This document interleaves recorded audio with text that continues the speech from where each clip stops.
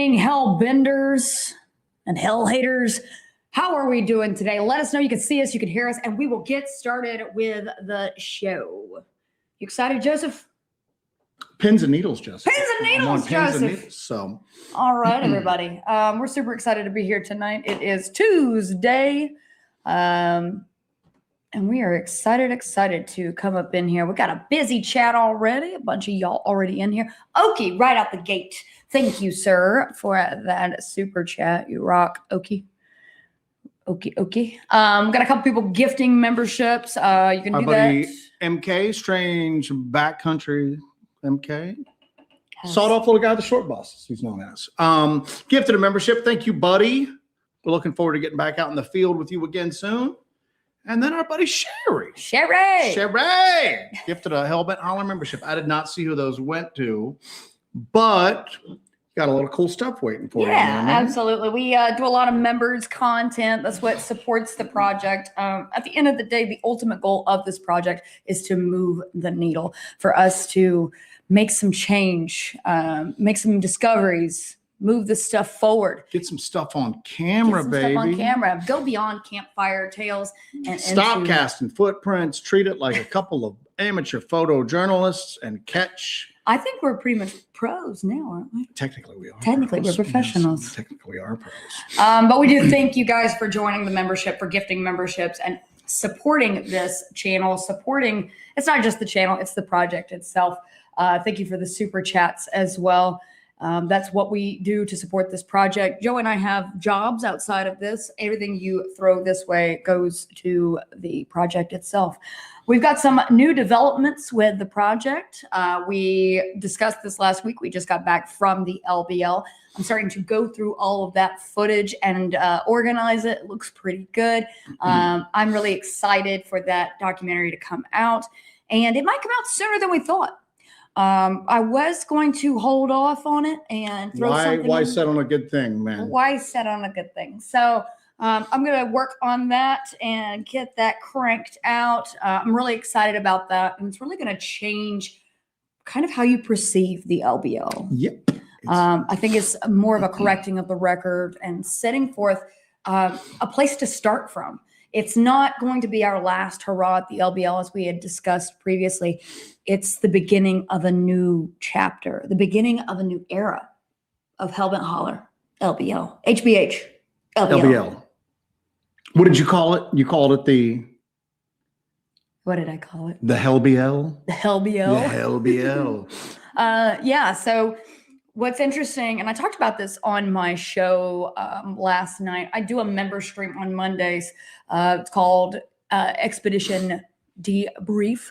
And I kind of just sit there and go through some behind the scenes stuff, talk about what we've gone through, what we've dealt with in terms of our expeditions, what we're working on, and just give some behind the scenes little bits and pieces of the inner workings of Hellbent Holler and stuff that we're working on.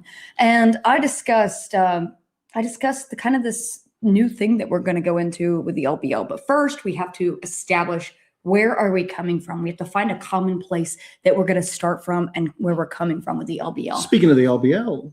Yes. I talked to Daryl Denton for a while today. How is Mr. Daryl Denton? Mr. Daryl Denton's doing good. Good. I hadn't talked to our buddy in a while.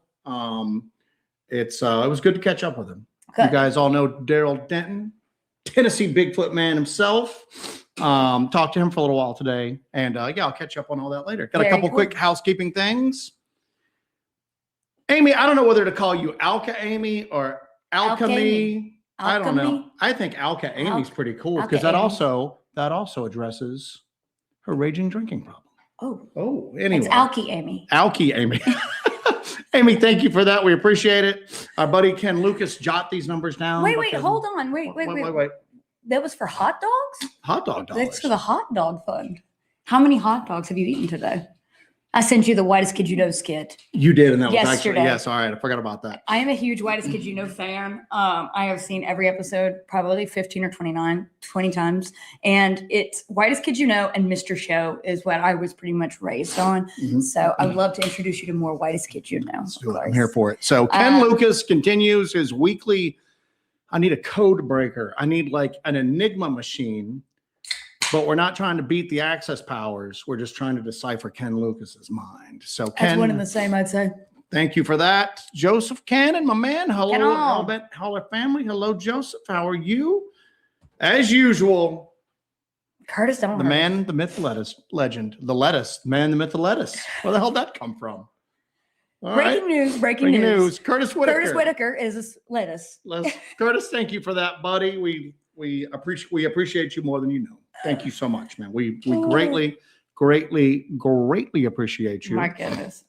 And then World of Whiskey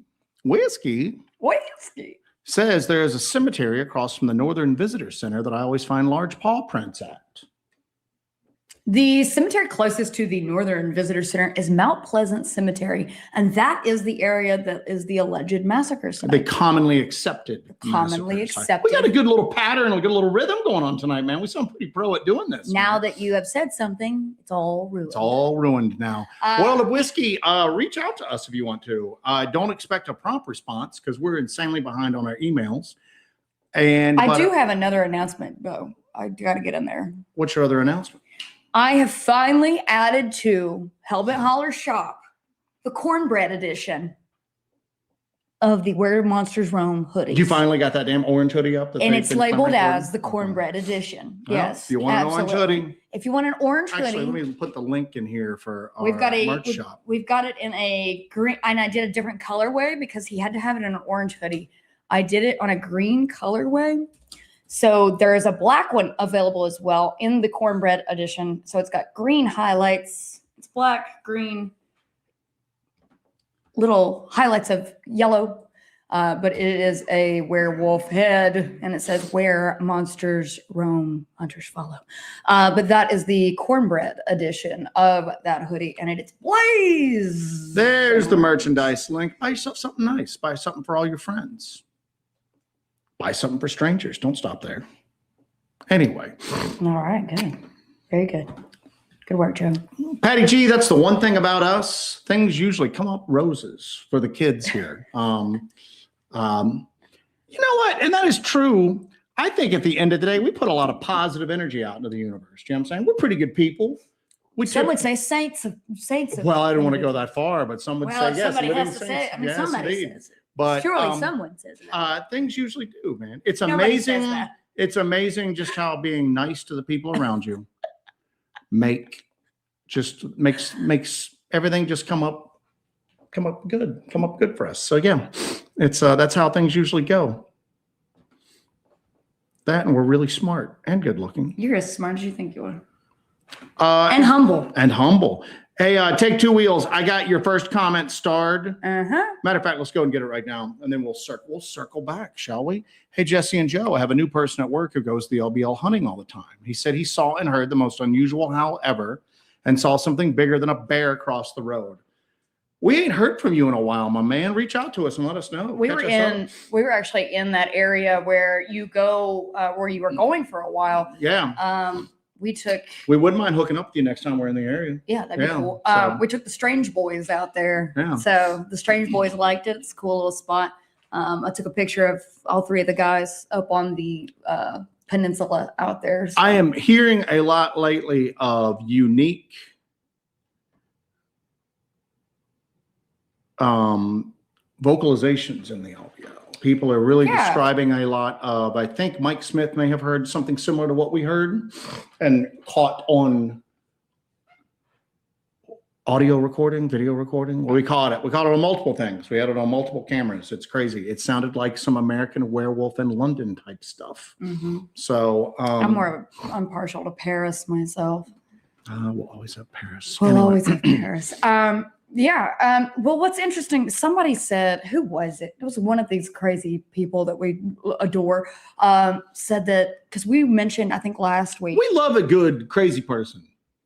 If you got a healthy dose of insanity, you fit right in. You fit right in. Somebody said last week when we were talking about our LBL expedition, and we mentioned that we got some vocalizations that were shockingly similar to the Uwari vocalizations that we got at Morris Mountain. Somebody said, what if, this is a wild ass theory, what if, and I know you're in here, you're going to tell me it was me, I said it. What if that was the same thing, and that these things can travel through interdimensional portals. Well, and they were traveling from location to location to stalk us. somebody, What? Carry on, Joe. somebody, I'll never find it.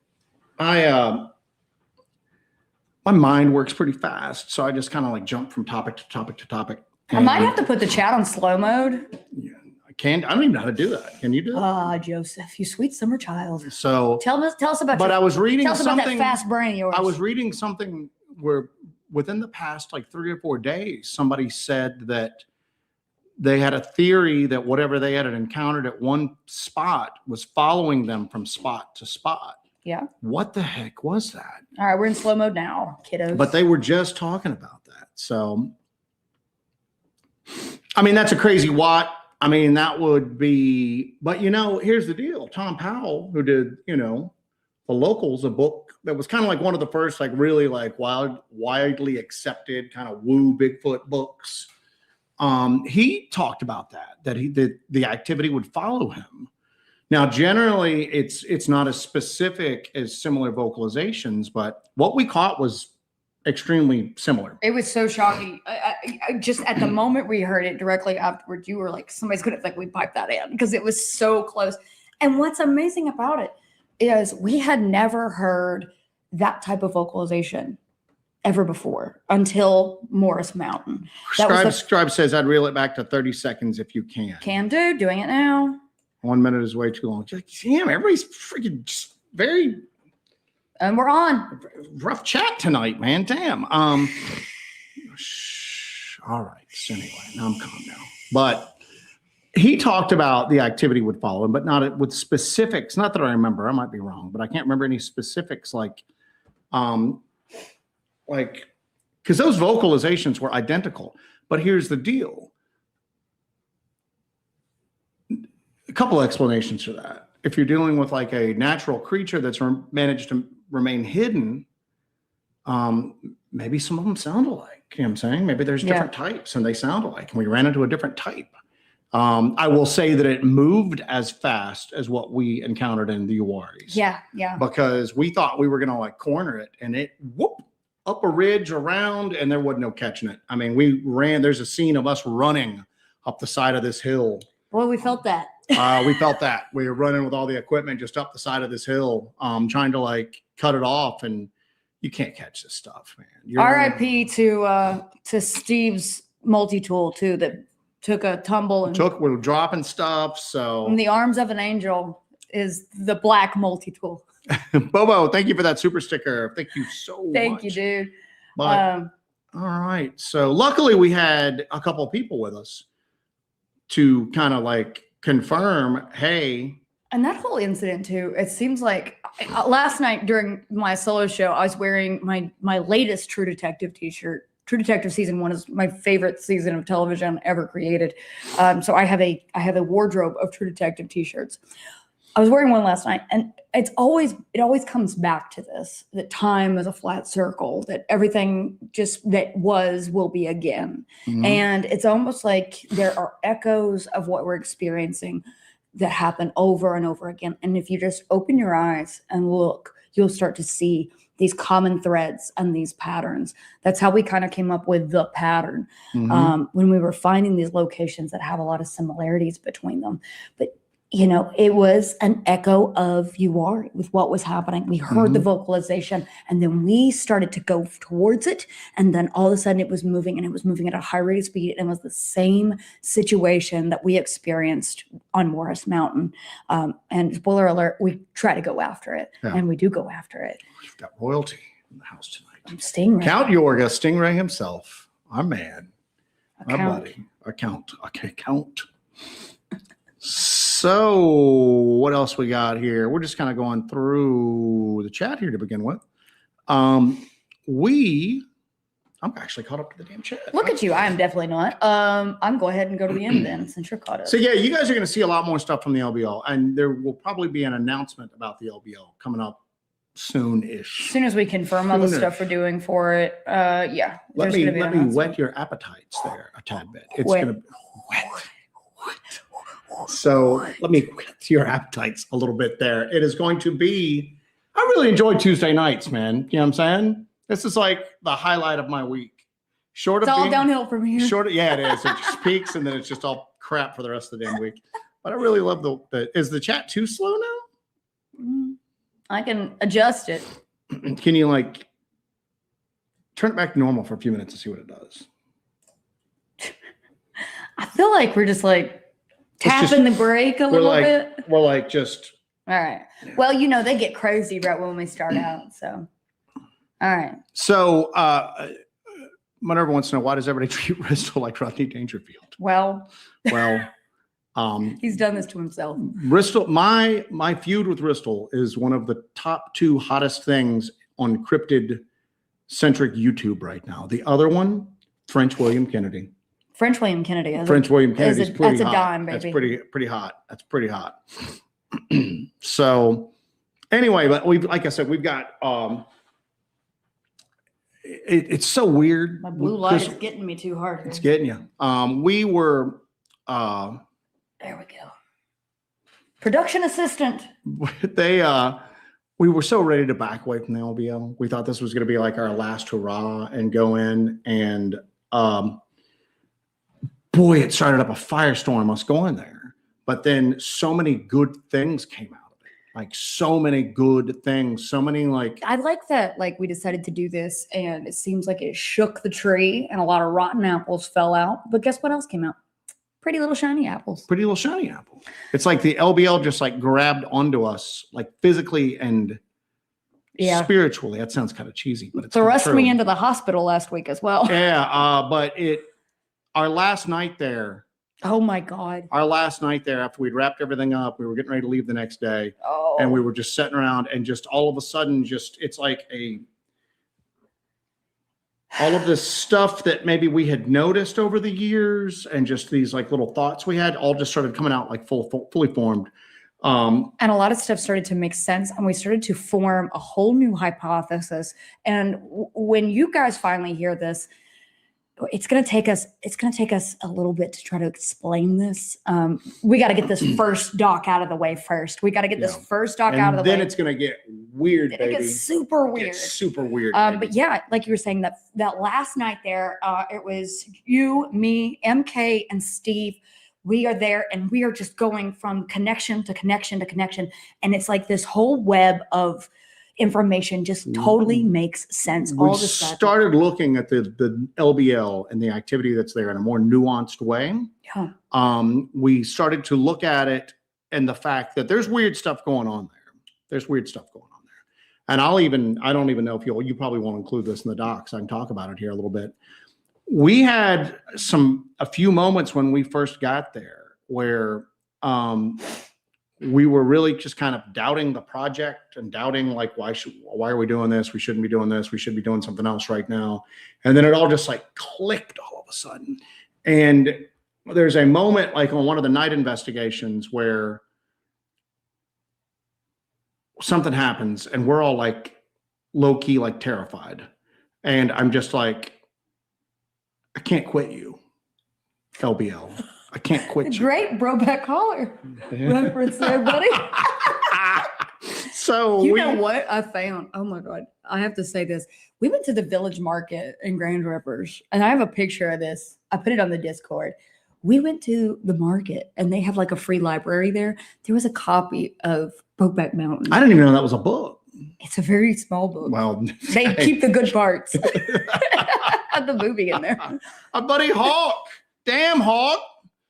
Hawk's been working some overtime lately. Maybe Pop-Tart Vienna's Jerky Fund. And can't forget those PB-filled dates. Yeah. What are PB-filled dates? Oh, Sherry got me on. This is a Crypticon story. You were not at the table. Sherry walks up. She's got a little Tupperware. She had a plan in mind here. She walks up and goes, "Oh, hello, Jesse." And I go, "Hi, Sherry."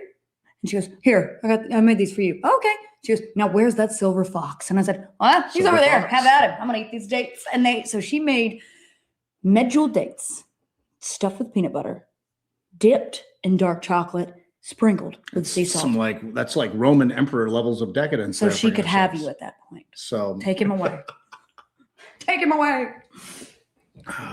People have been calling me Silver Fox since I was in my 20s. Anyway,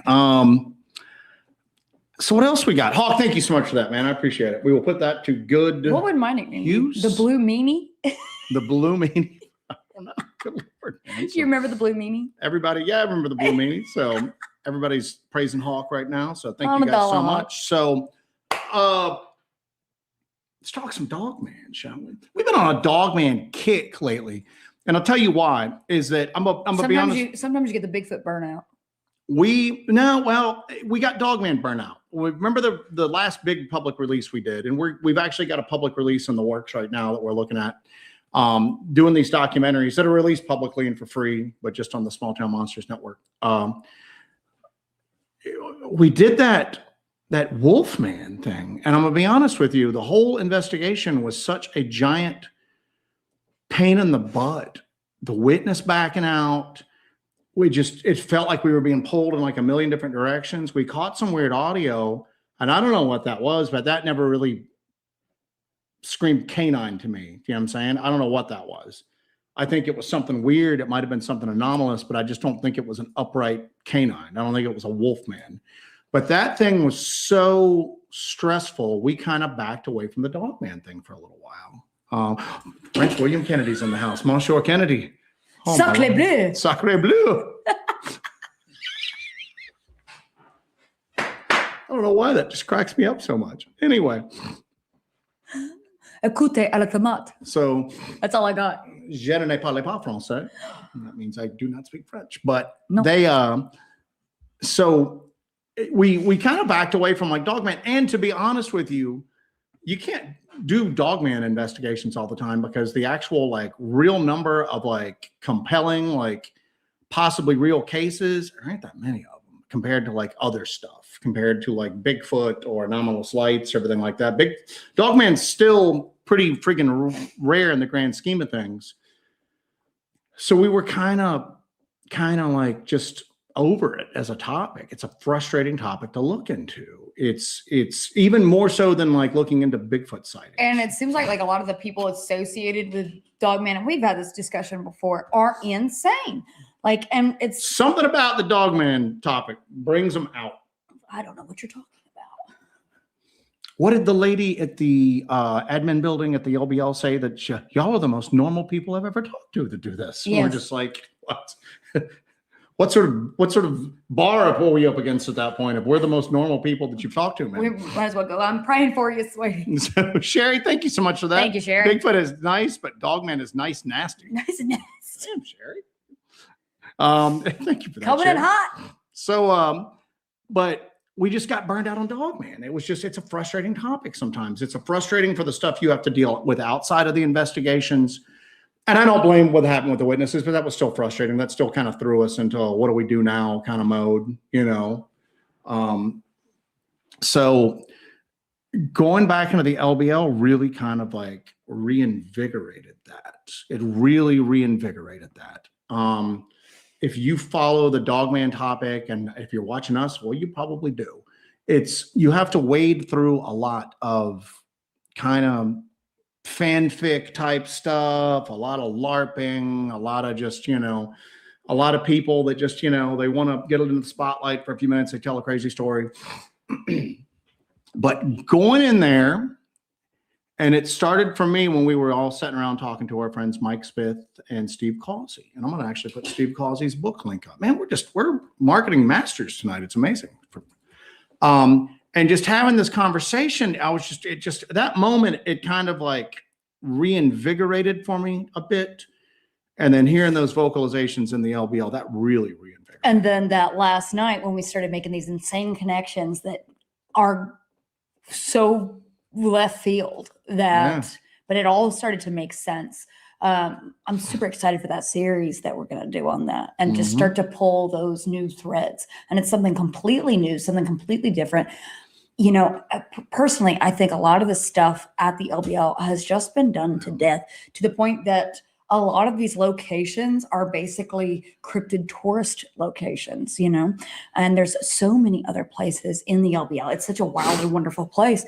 that has so many stones left to turn that I'm excited about pulling new threads and turning these stones. But it really, the subject matter and the Dogman phenomenon kind of came real for me again in a way that it hadn't been for a while. Yeah. Just because the frustration had kind of pushed us away from it.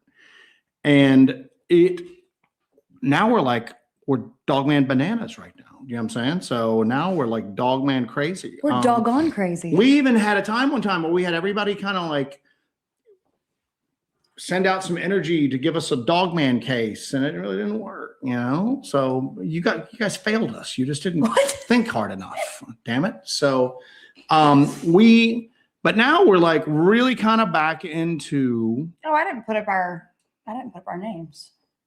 Oh, put up our names. Where's our production assistant?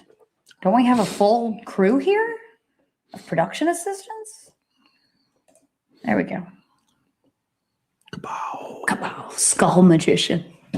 LBL overlord.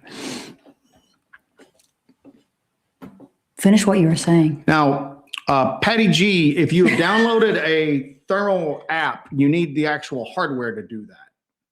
I think you're talking about Jason Hewlett, just released a video on Small Town Monsters. He's got like an actual attachment that hooks onto his phone to use as a thermal. Yeah. So it's a little thing that plugs into your phone. So don't pay for anything in the App Store. But anyway, so yeah, Dogman really kind of became it's the fires are lit within us again. Our buddy Hawk again. I know of someone that just got threatened for researching public land. People have lost their damn minds thinking they own these public lands. There's a lot of that going on right now. There is a lot of craziness going on. There's a lot of people trying to really kind of assert ownership or personal dominance over a lot of these topics. And y'all getting too damn whipped up. And even the people at the LBL made mention of this to us, that they wanted to encourage people to come out, no matter what, for what, camping, horseback riding, looking into weird stuff. And the one lady made a comment, she goes, I'm afraid we're getting to the point where a lot of this crazy behavior is going to start to push people away from not wanting to come to the LBL. Yeah. And it's like that in a lot of different places right now, Hawk. Somebody we were speaking to online the other day talked about how he was going to go research and I think the next state over, not sure the exact location where it was in how it related to him, but he was told he had to talk to somebody before he did that. And he's just like, do whatever the hell I want. It's public land, man. Oh yeah. Let me get my license here. I'm sorry. Yeah. Hang on. Wait a second. But yeah, man. I mean, we have a hard and there it is. Fast Sorry. rule. There it is. There's my license. Grown ass man license. There's my license. Grown ass man coming through. There's my license. Grown ass man. So anyway, we don't trespass. We don't ever go onto private property because that's a trash ball thing to do. But public property, sky's the limit, baby. You know what I'm saying? So, but anyway, so Dogman, it's crazy because now we went so long with just kind of trying to, every time the topic of Dogman would come up, we'd be like, don't want to deal with it. Just don't want to deal with it. There's too much baggage that goes along with it. But alas, as usual, it drags us back in. It just pulls us back in for sure. Help do this on my phone as I do this. But what's going on? The GAM license. You gotta make little laminated ones and put those in the merch store. Could somebody make those for us? I don't know. Maybe I could get the Witch Factory on that. So anyway, need you to churn us out some cards, ladies. But and look how magnanimous MK is being. I say this from the hills. I welcome anyone to the Awaris to come and explore. It is a fine and peaceful place. Who are you and how have you gotten our friend MK's computer? And is he safe right now? But the Dogman stuff is really it's re-sparked. And it's just, I find myself spending free moments throughout the day, just kind of like thinking about Dogman again, you know? Yeah. And I still go back to, and I'm more than ready to like be proven wrong, but I always go back to the fact that where it pains me to admit it, but maybe there's a strict flesh and blood explanation for Bigfoot. Okay. Maybe there is a living, breathing species that is just earthbound and it maybe just has some strange abilities or really knows how to take advantage of other things, strange things that are out there. I waffle on that. Sometimes I just go, no way in hell. And then other times I grudgingly go, okay, it's possible. And that's a 180 flip from where I used to be when it was only flesh and blood, you know, only that's all it could be. All this other stuff's just crazy hippie nonsense, you know. But Dogman, I always go back to that it's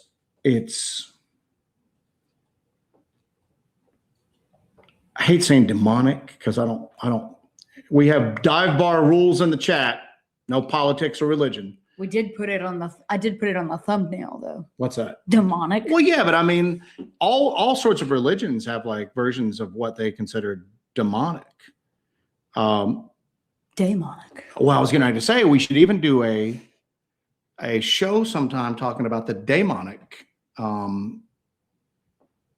possibilities, the demonic hypothesis. Why don't you kind of give a brief, kind of just clarify what that is for? What, demonic? For us. Demons Yes. were things that weren't men or women. You know what I'm saying? They were kind of like the spirits. I like Daemon Targaryen pretty. Well, they Good could one. be considered like tree sprites. They could treat elementals. Daemons were things that weren't quite. They weren't angelic and they weren't men. The Greeks talked about them. A lot. Yeah. They talked about these things that were other than, and they were sometimes malleable in shape. The Fae almost is a good thing, but Okay. the Daemons. Patrick Harper's Demonic Reality is like one of our Bibles that we use for this.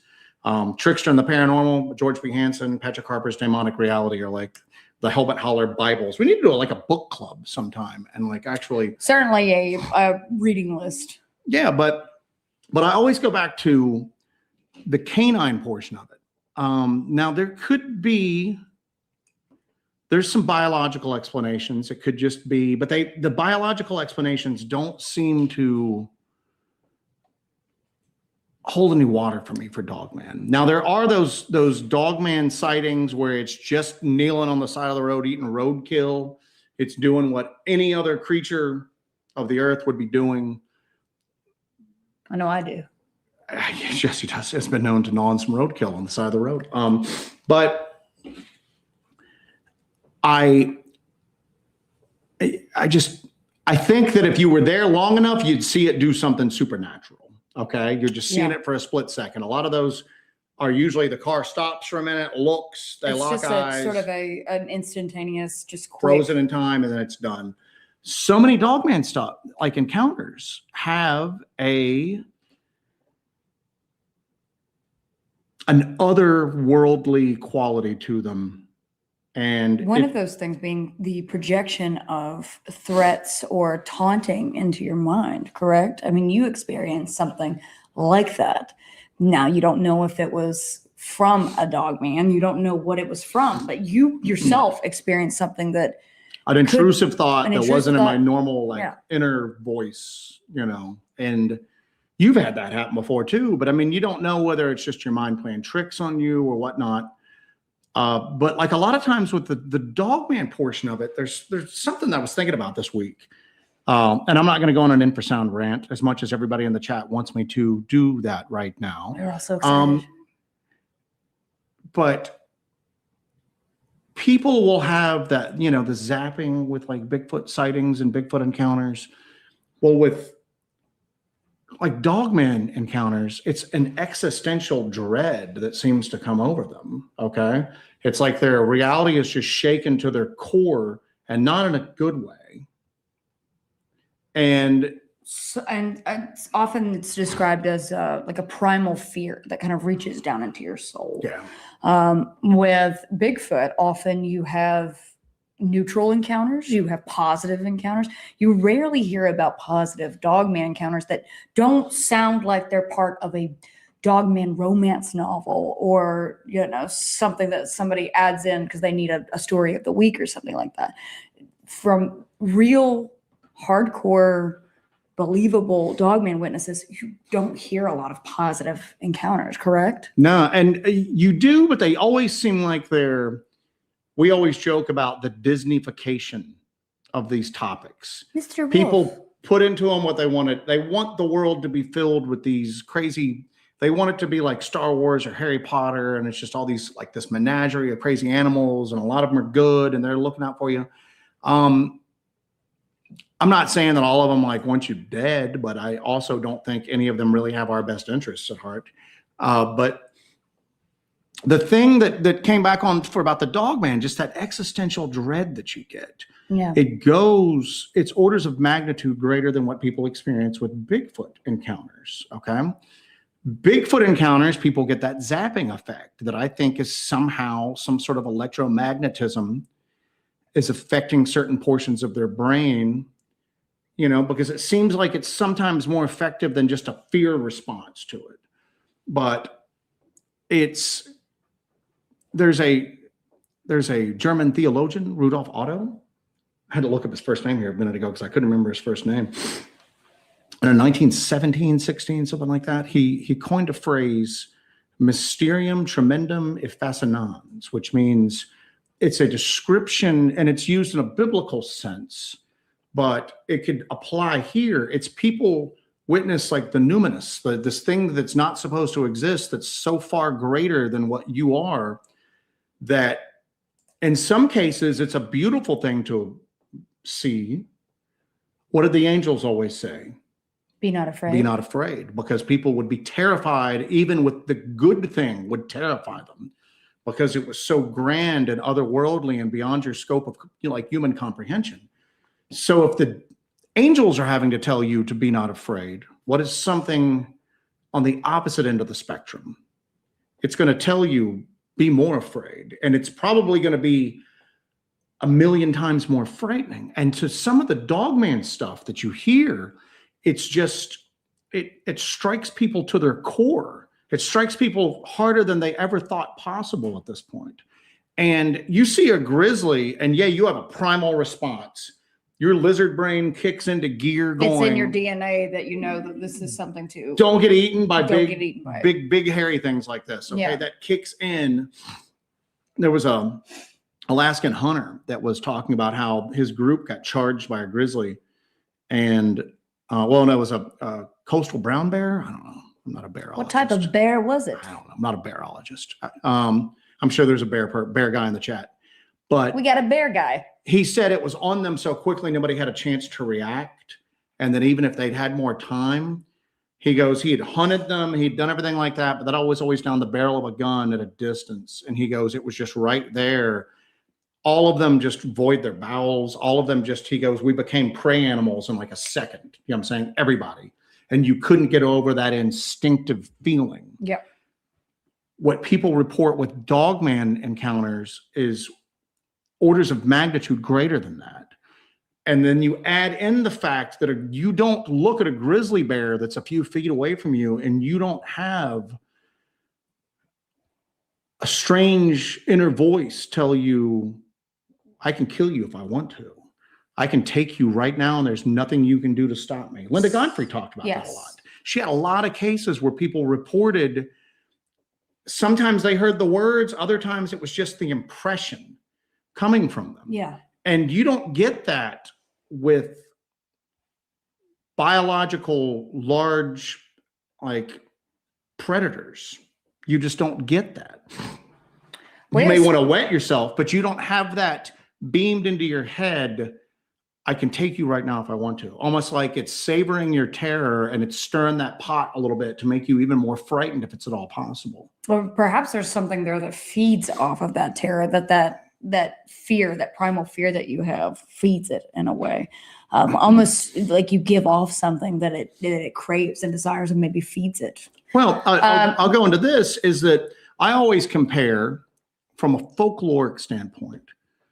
Black dog phenomenon in Western Europe, spectral black dogs, hellhounds, you'd call them.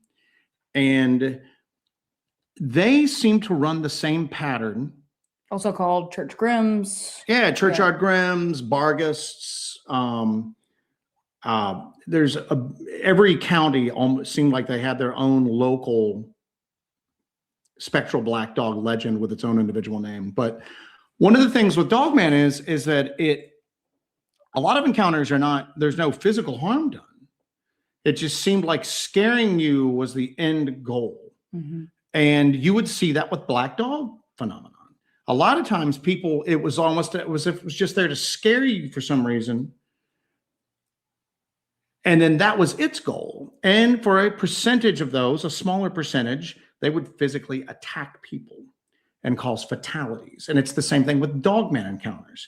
I just think that a lot of the Dogman attacks, we don't really know what happened because there's nobody alive to tell what happened after that. Yeah.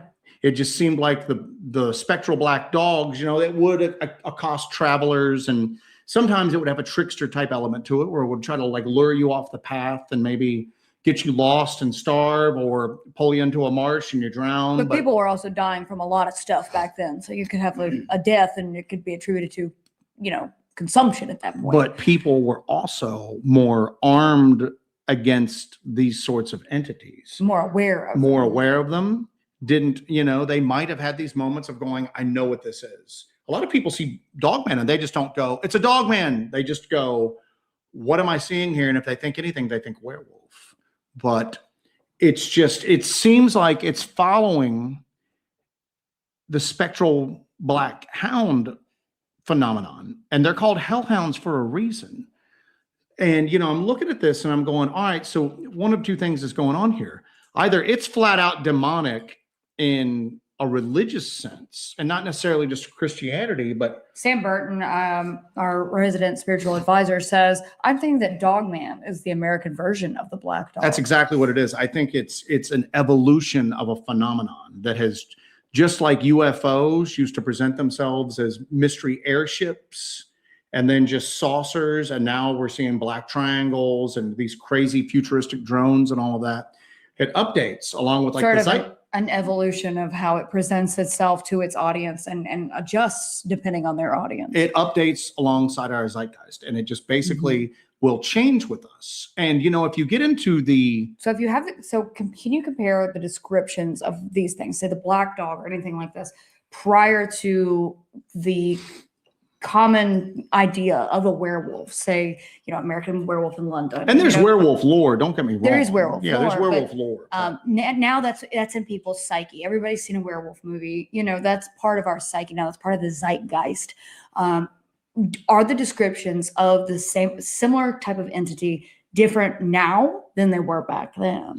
Well, and has that changed since the advent of the media werewolf, basically? Well, I don't think it's necessarily the cultural perception of werewolves so much is that it's the phenomenon is adapting to modern human psyche. It's the spectral black dog phenomenon represented the natural world that people knew were around them that basically wanted them dead. Predators, sickness, illness, famine, bad weather, just all sorts of stuff. Okay. It represented like the natural world, the perversion of the natural world. Okay. Does that make sense? Yeah. It's what's around you naturally that has now been perverted and corrupted and is even more hostile to you than regular natural predators are. I think the Dogman phenomenon has evolved not because of our cultural acceptance of werewolf like media. I think that it's adapted because it's more sophisticated. It's become more sophisticated as society has become more sophisticated.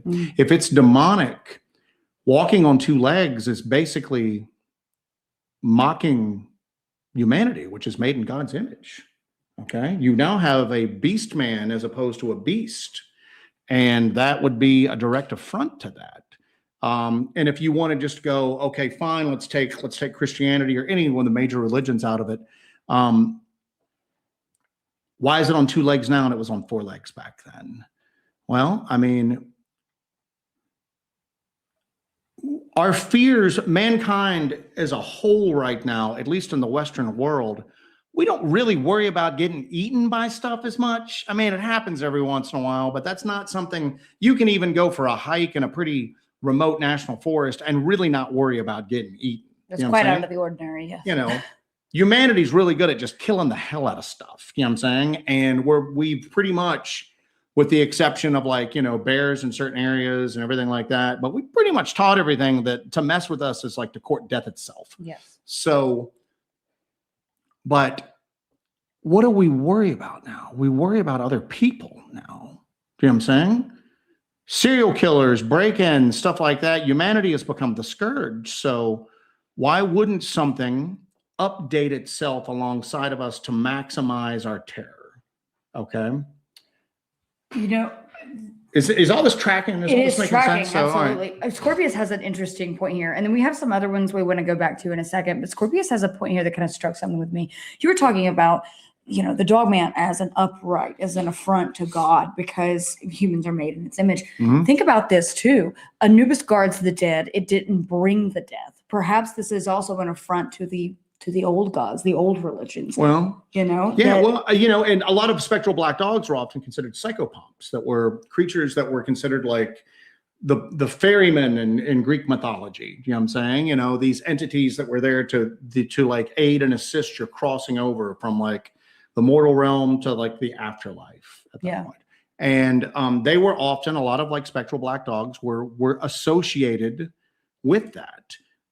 Church grims, you know, those were dogs that were killed and buried in church graveyards in order to kind of protect that area, and to basically, depending upon how the story goes, depending on which legend or lore you're looking at, to keep the dead in or to keep other things out away from the dead. So again, and even Dogman, all of these are liminal ideas. These are things that are like in the line between life and death, the living and the dead. And Dogman still has that very liminal nature to it. You know what I'm saying? And it's often cited in these liminal spaces, iron bridges, cemeteries, places like that. My iron bridge theory is one of my favorite theories I ever came up with. Yeah. Because iron is usually a repellent to otherworldly forces. Yeah. The Fae, everything like that. And you're going, well, if you're following that rule, then why would Dogman be seen around old iron bridges? And I'm going, all of this stuff always has like a certain weird poetry to it. It always kind of makes sense in a very poetic like viewpoint. And I'm like, so you've taken iron, which is usually anathema to these creatures. It's a repellent.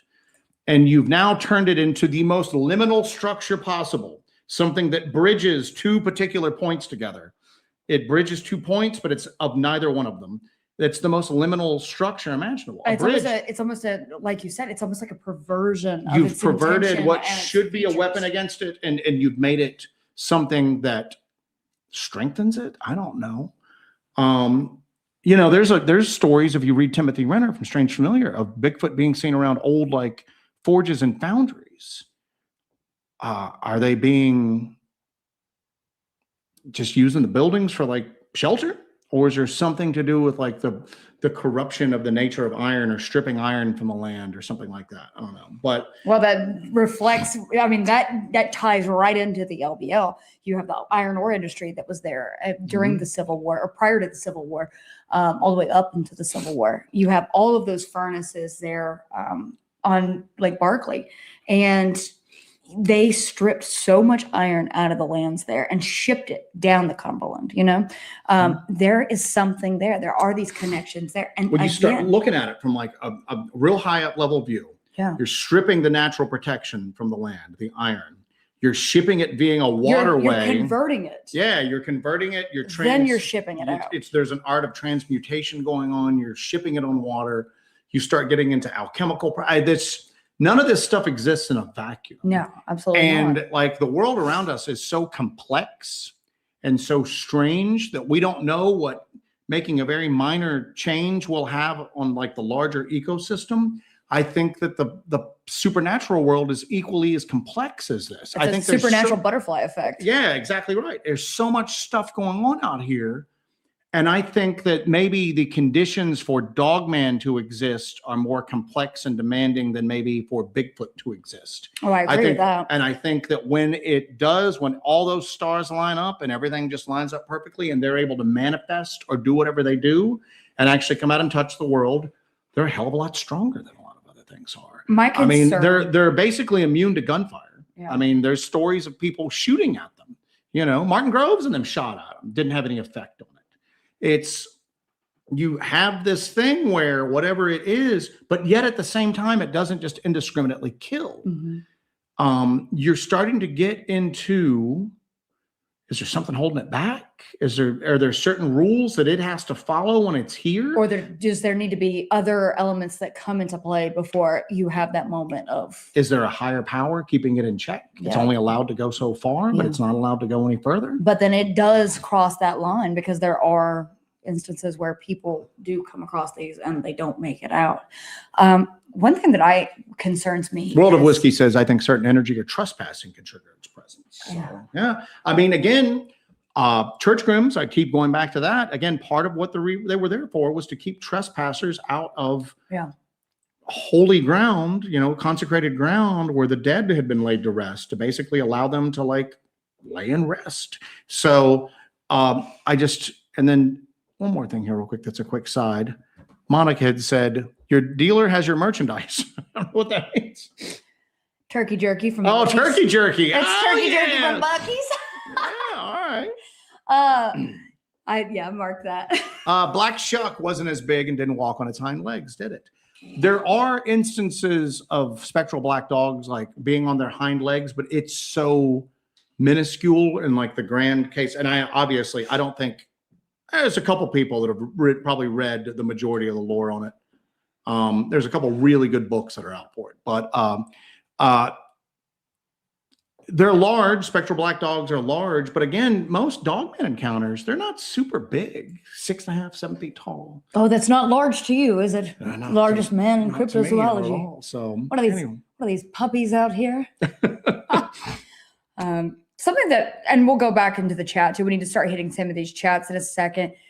You know, something that concerns me is we start to make some real connections between the LBL and one of our primary investigation areas, Blackthorn. We started to make a lot of connections between those two. Is there a possibility? And I hate to tell you all this, but we've found, spoiler alert, we found some scary stuff going on. Is there a possibility that what we're dealing with in Blackthorn could also be Dogman? I think there is. The original witness encounters that took us out there didn't have very good physical descriptions to go on. Now, we did find that footprint, which looked like a stereotypical Bigfoot footprint in that anthill that time. Could this be another one of those, as John Keel calls them, window areas? Like, we find these commonalities between all these areas, and the similarities between Blackthorn and LBL, they're growing and growing. The more we dig into the LBL, the more we dig into Blackthorn. Or the more attention you pay to it. Look at this great comment by Stone Maven, the Tinkerbell effect. The more you believe, the more life gets breathed into it. Looking into that abyss, baby. I don't believe in you. It starts to look back. Yeah. Oof. We got somebody in the club. Zolotl in Aztec lore looks and acts like Anubis. Got somebody in the club. Zoe. No more babes. Welcome to the membership. You've got a long journey ahead of you, Zoe, and I wish you the best. Please take this liquid death. You will need sustenance along the way. And I'm going to put that link in there to join the membership. If you want to support this project or just stalk us, then please consider joining the membership. We are community supported. We don't get those big corporate Bigfoot dollars. But I love that, the Tinkerbell effect. Is that actually a thing? Do people call the Tinkerbell? I know you had to believe in Tinkerbell to give her like strength so she could come back and crush her foes. But there was also a Whitest Kid You Know sketch where Zach Krager, who directed Weapons and Barbarian, wanted to play Motorcycle Mamas, where he pretends like he's riding a motorcycle through the desert. And then his father, which is Trevor, comes and punishes him for doing so by saying he doesn't believe in him. And then he disappears into the ether. Whitest Kid You Know. Scorpio says Anubis way the supervise the weighing of the heart versus the feather of Mott to determine a good or evil life, determining their afterlife result.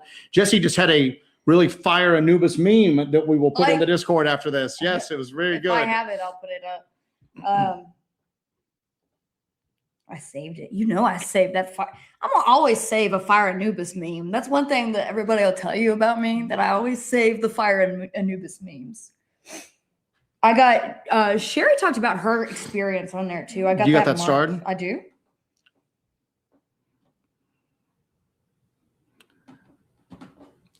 I've seen both Bigfoot and Dogman. It's Dogman that gave me the dead meat feel. Yeah. Isn't that weird? My first Dogman encounter telepathically told me if I have time, I would take care of you. It's always these like threats, you know, these edging threats. It's like, oh, you just wait. You just watch out. Oh, I would if I would, and I can, but I choose not to, you know? It's a mocking kind of There thing. is. Yeah, it's a mocking that not only does it want you to feel terrified, it wants you to feel small. But, you know, you see that across so many different, like, levels of, let's just call it the paranormal. Mm-hmm. People report that during alien abductions, when they have that stereotypical wake up in the saucer and they're on the table, they feel like an insect. They feel like they're not being treated with like the dignity that usually comes with being a human being. They're being treated just like a piece of meat on there. Yeah. And, you know, you get it with that. You know, I don't know if there's an equivalent with, well, I guess there would be an equivalent with like the strict, like supernatural, like ghost type stuff. Possessions, your body's no longer your own. Your body, you have no sanctity of your body. It's basically just taken by something else for its own like amusement at that point. I think that's part of what the delineation between like everyday normal life and then like the paranormal is that the stuff that's on the other side of that line ain't us. Yeah. And it doesn't really like us. And for some reason, Perhaps disgusted with us. they have a vested interest in making us feel less than what we are. You know, deep show tonight, man. Well, is what caused Lucifer to rebel against heaven, isn't it? That we were treated with such reverence when we're such flawed and disgusting Yeah, that was one of the creatures. rule in heaven. But Kurt, thank you so much for that. Thank we you, appreciate Kurt. it. Who wants to see a fire Anubis meme? You got that Anubis meme? Oh, I got a fire Anubis meme right here. Lay for it you. up for me here. Bam! That's cool, bro. But is your heart as light as a feather? Always coming in hot with the fire Anubis memes. Reverend PC goes, like I said, can't wait for more Blackthorn. Well, you got some coming, baby. Yeah, we're in kind of a race against time for Blackthorn in a lot of places. A lot of places are just going to be unmanageable in the very midst of summer between like the insects and just the heat and just how everything is just so thick. So I'm hoping for a cool summer, but Brian wants a knife check. Brian always gets a knife check. Brian gets a knife check. Joseph, I'm going to go. You want me to go first or you want to go first? You go first. Go ahead. All right, so I just got this today. Oh, guys. Oh. Ladies and gentlemen, boys and girls, children of all ages, the black sable. Yes, it's true. The cold steel black sable is here. It's landed. It's real. Oh, God, look at it. Now, I have an original black sable. It was given to us by Denim Devil. Yep, and it is one of our members. It's got a silver blade on it, but that one never leaves the box. But they just released this here. It's got a carbon fiber scales on it, black blade. But the black sable, it was made for me, truly. But yes, this is my black sable. Joe, I'm sure you've got a. I thought we were doing small knives tonight. Oh, I have a Joe. Cold Steel Mini Powell. I We were doing small knives. The agreement was small knives tonight. Yeah, I mean, The agreement was small knives. I went small today. What's wrong The with agreement you? was we were going to do small knives. And hey, Joe, make sure you bring a small knife tonight. Well, I mean, you can still stab with it, right? I could open a box with this. Would they even Jessica. notice if you stabbed with it? I could open a box with this, Jessica, and that's it. Shamed on the knife front yet again. Anyway, let's go to the chat. Let's go. Breaking news. Breaking news. Let's go to the chat and see what you guys have got to think. Kind of throw me your thoughts in here. Thoughts, feelings. Thoughts, feelings. Kurt says Laurel Creek and the Blackthorn. We want to go back to Laurel Creek. The human element was getting so weird in that. I think we were it was a mix of a weird experience because you and I found some crazy stuff there. We experienced some crazy stuff there.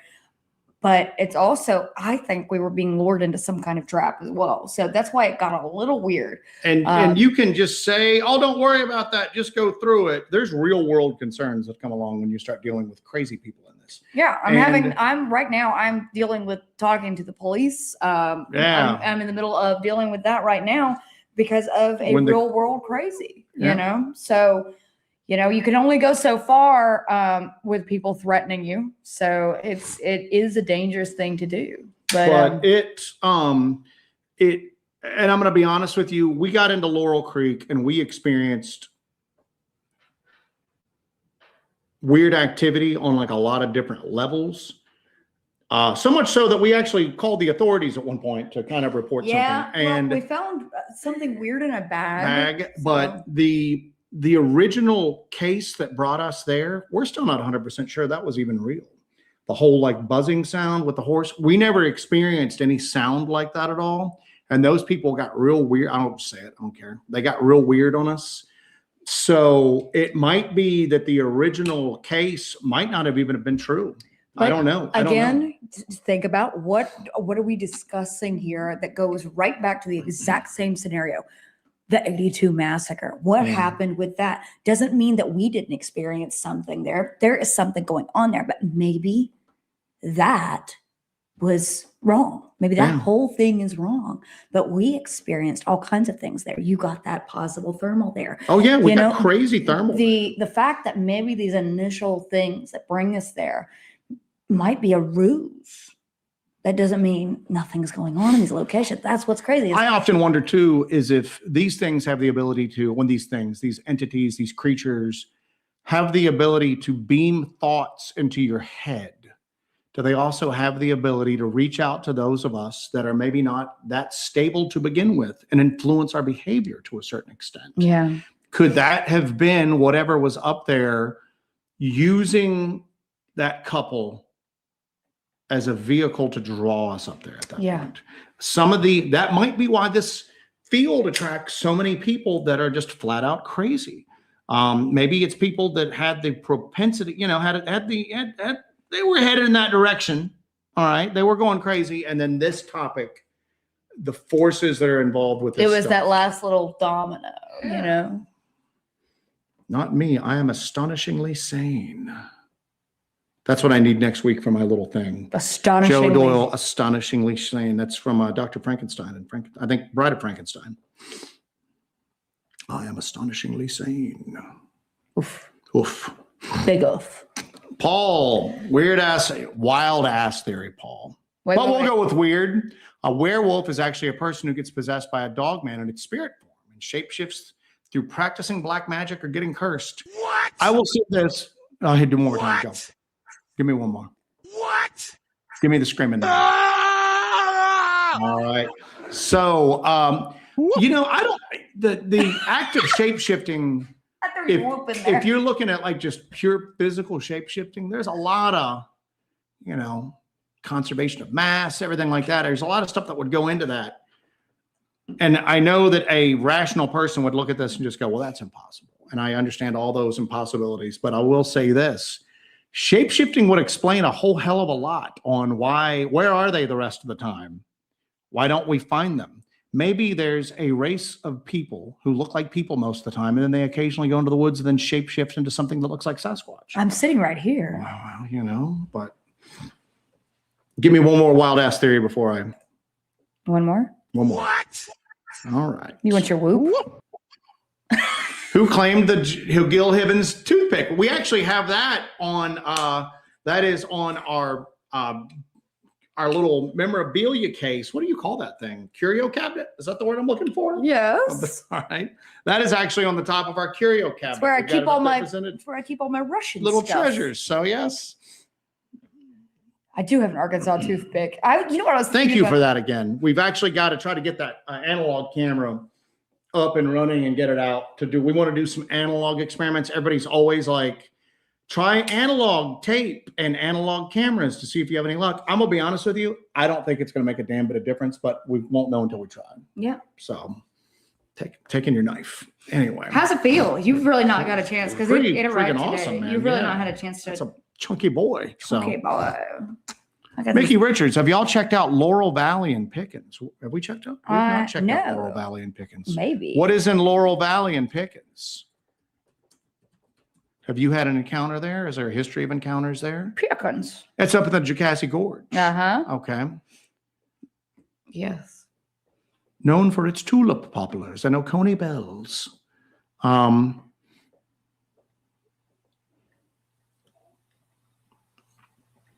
See what else we got here.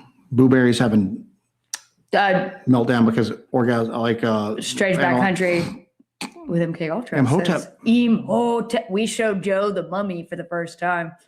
I'd never seen The Mummy. So good. Oh, it's so good. But me and MK were sitting there and just like watching Joe watch the Mummy. It was so good. Our buddy Walter says Rougarou was human at one time.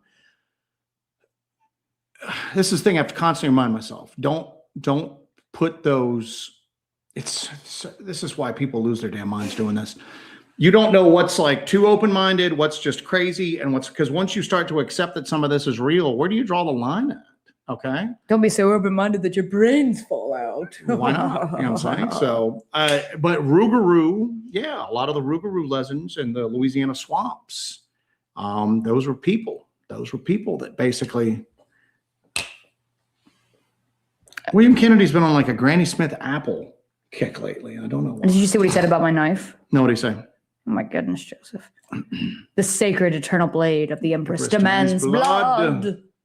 This is a pretty sacred blade. Anyway. Surviving the Strange said, here comes another Reddit thread Yeah, I saw that earlier. about your widow knife. Other than the quartz hoaxing thing, which ended up working out so well for us because it boosted our membership because people joined to look at it and then stayed. Come for the hoaxing. Stay for the fun. My second favorite thing was the last time we did this when Jesse had a giant knife and I had like some little knife and I was like, I thought we were doing small knives tonight. And then like I stopped the show and just went and got increasingly large knives. They thought I was being serious. They were going, he's so insecure in his manhood that he had to stop the show to go get knives. That made me so happy. That made me so happy. That really made me happy. Anyway. All right. So what else you guys got in the chat here as far as like Dogman stuff, Dogman theories, anything like that? My favorite one was that I was some barefoot Appalachian girl who's never seen a dollar bill before.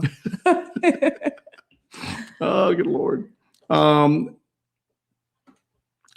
buddy JD Smooth, I think that's one of the things that's happening in the LBL. It's making people sick and crazy. There's some banana town behavior going into the LBL. But guess what? We're here for it, baby. You know what I'm saying? We are here for it. You know what we are? Top bananas. We're the top bananas. Kings of Banana Town. Ooh, wow. All right. That was my monkey sound. That was your monkey. Ooh, wow. Whoa, whoa, whoa, whoa. All right. You are the titty monkey king. I am the titty monkey king. So, all right. Let's see what else we got here. Scorpius goes, that's a sane ass man. That's a sane ass man. Write that down. Note taking. Write that down. Sploot has got one. Maybe the terror produces a chemical change in us that is alluring to Dogman and provides substance spiritually. If they do eat humans, that fear may enhance the taste of human meat. Nothing wasted. Sploot's got a little bloodthirst in her there. Maybe that's it. Maybe it's just as simple as fact that they want us even scareder. Maybe they eat off of the, what is that thing where like the Earth's a prison planet and they feed off negative, loosh, is that what they call it? Loosh, your negative emotions. You can go to prisonplanet.com if you want to hear some Please don't do that. You're going to get us kicked off. Oh, I am. All right. So yeah. Whoop. Maybe edit that part out by the time we're done. But we did have the titty chemtrails. Do you remember this from the other day? Yeah. In South Carolina. Jesus. Joking. It's all the chemtrails. Choked on titty chemtrails. Jesus, Laughing my too man. much. Only here for the hoaxing and the hexing. Write that down. That show's very productive.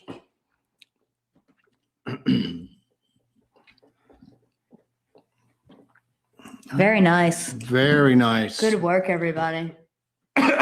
Jesus, Joe. You carry on the show. I need to catch my What am I breath. supposed to do? Just talk at them. Hello, everyone. My name is Jesse. Please say a prayer for my dying husband. All right, I'm going through the chat right now. All right. We may wrap up a couple minutes early tonight just because I have not eaten today. Yeah. We're gonna run to it. On breaking news. What you got? Breaking news. Our buddy finding the trackway. What's up, buddy? So we had that famous live stream that night where we tried to go. We didn't try to go live. We were gonna go live basically as a. Let me take you through the whole story here real quick. We were gonna go out to do a Starlink test when we first got the portables. I got some. You want some orange soda? No, I'm good. Can I offer Give me some. Can I offer you some orange? It'll tickle your throat. It's good for you. Look at you. So we were going out to do a mobile live to test the Starlink when we first got it. And we were hiking up this old roadbed in North Georgia. And there was a tree pinned across the roadbed that hadn't been there the previous week. Pinned. And we're in one of those like depressed roadbeds where the sides of the road are like 10 feet tall. And Jessie scrambles up it and she's looked at it and she's like, it's pinned. And I'm like, don't touch it or anything. And of course, Jessie just grabs it and shakes it. And right as she touches it, something like cough barks at us from like the woods on our left-hand side. And we're both like, what the heck? And I go, don't do it again. So of course, Jessie grabs it again. And right as soon as she touches it again, something like makes the sound again. I don't usually like anthropomorphize these things. I don't talk to them. But I went, sorry to mess with your tree. We're leaving now. Sorry again. It's okay. And we like hiked up the side of the mountain. We go up there. We set up our Starlink.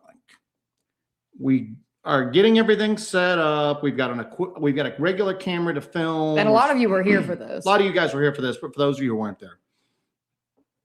Right as we're getting ready to go live, something screams at us from the woods. And it's like at that split second, all of our electronics start going haywire. We lost like AA and AAA rechargeable batteries that we use in our lights. We lost like Sony batteries that night.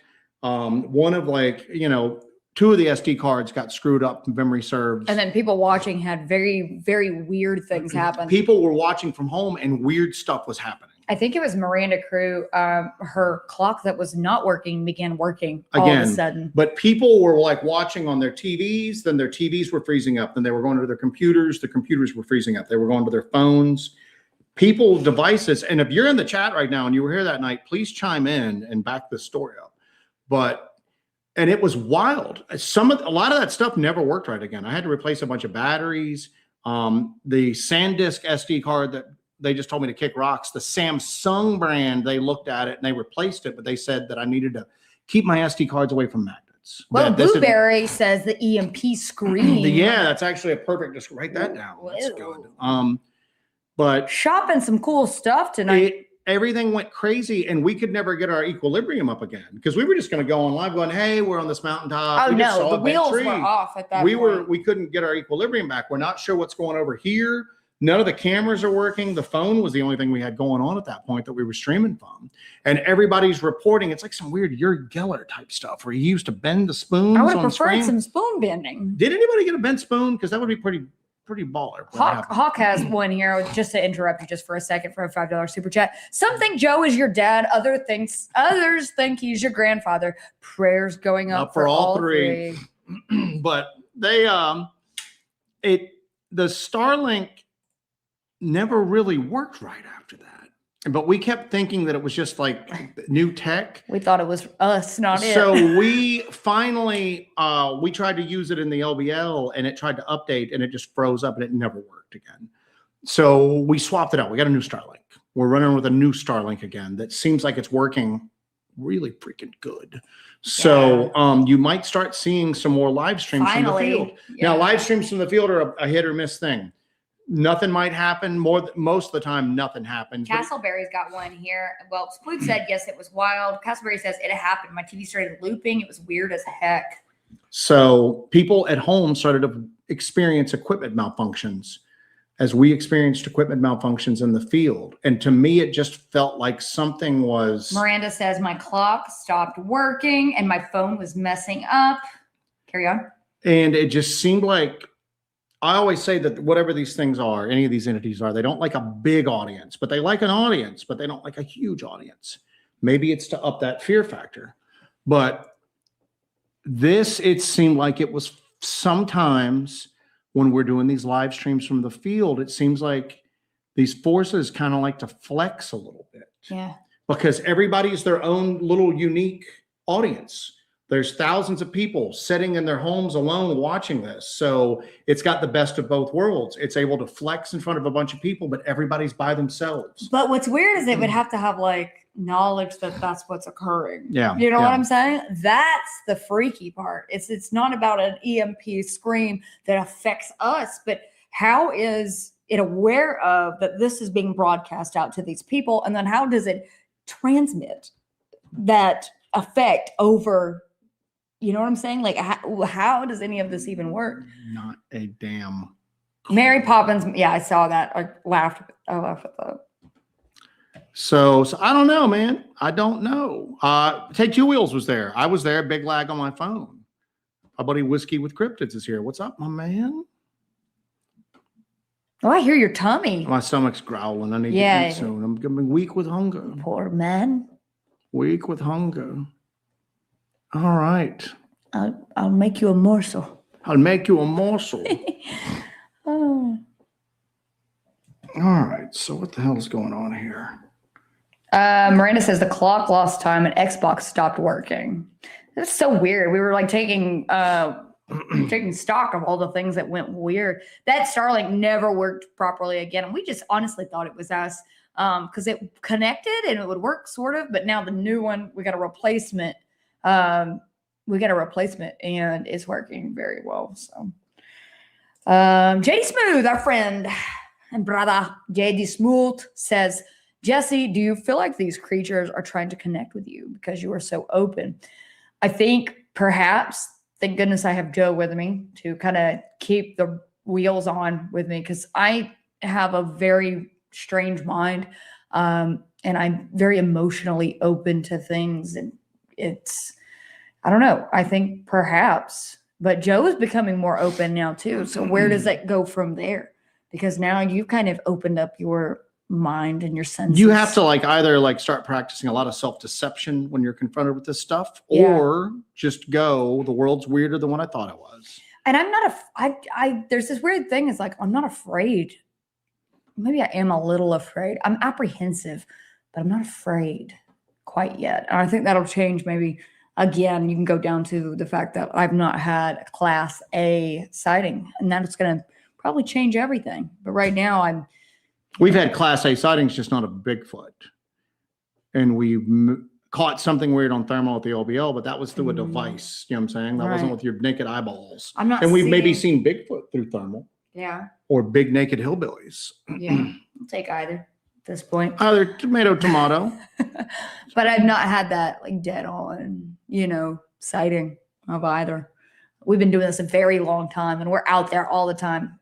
It's not something that just happens constantly. And if it is happening to you constantly, I don't know. I'm gonna tell you, it reads your mind. God, William Kennedy's on fire. I'm so glad. He's always on fire. National treasure, that man. National treasure. Cryptid Castleberry's got something kind of reminds me of the movie Shocker, paranormal traveling through technology and stuff. I'm not familiar with that. Scribe was there, sure stuff crashed too. So waiting for Joe to shout, get behind me. So I think we're wrapping it up here in a second, guys. I think so too. I think that's a good choice. I think it's a fine decision. Yeah. We talked about Dogman. This was cool. I hope we give you guys a couple of things to think about, maybe possible origins and routes of this phenomena. I don't know. We don't know what it is. And you have a lot of people that will feed you fire and brimstone about anything that's not of this world. But I think that we just need to keep hammering at this and see if we can add in a few more puzzle pieces before we declare anything, right? Hawk says Jesse would be like me and run after a Bigfoot. You did that in Laurel Creek. That's when I got caught up on that branch. And normally I would be yelling at you to stop, but I was just like, screw it, take the camera, go. If she dies, she dies. If she dies, she dies. Just leave the SD cards. So anyway, we're wrapping it up tonight, guys. I'm gonna go get something to eat. Thank you for joining us. I'm gonna go make us some dinner. I hope you guys have an awesome week. Rick Skinner, I'm gonna do this for you real quick.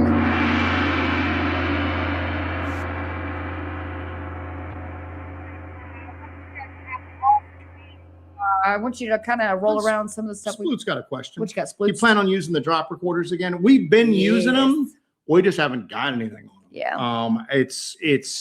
They're still being used. Not everyone's a winner. Yeah, not everyone's a winner. We just haven't been getting anything on them, which is weird because we got some weird stuff on them before. Yeah. Well, let's put that out there. Let's put out a mental energy into the universe that we will catch something on our drop recorders again. But we're deploying them. They're just nothing's happening. Nothing's happening with them at all. So we will have to. Matter of fact, I just looked at the case that they're all in earlier, but we will try to get them. We will keep our fingers crossed and hopefully get some good activity. Everybody likes the gong. I want to say that there's give them the gong one more time.